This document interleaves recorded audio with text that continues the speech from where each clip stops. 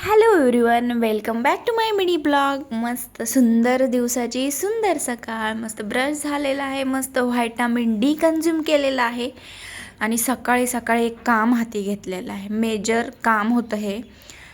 मी मलाई साठवलेली आहे 15 दिवसाची, तर ती मलाईचं मी आज तूप बनवणार आहे. मस्त आपलं गावरान गाईचं घरचं तूप बनणार आहे. त्यासाठी मी ही मलाई बाहेर काढून ठेवलेली होती.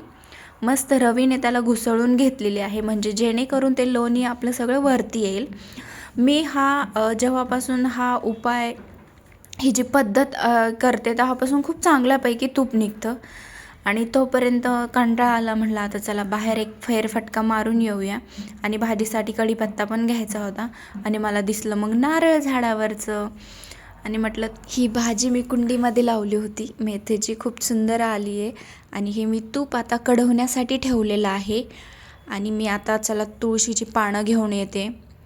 आणि परत नजर टाकली एक आपल्या झाडांवरती. खूप सुंदर वाटतं, झाडं अंगणात असल्याने एकदम प्रसन्न वातावरण वाटतं आणि खूप छान वाटतं. मला खूप झाडांची आवड आहे, माझ्या पूर्ण फॅमिलीलाच म्हणजे आम्हाला. आणि कढीपत्ता पण घेतला मी आणि तूप इकडे बनवायला ठेवलेत. आता तुळशीचे पानं घेऊन येते. तुळशीचे पानं घेतले की मग त्याच्यामध्ये टाकते. आणि साईड बाय साईड सकाळची कामे पण चालूच आहेत माझी. दूध उकळायला ठेवलं आहे मी इकडे लगेच तूप.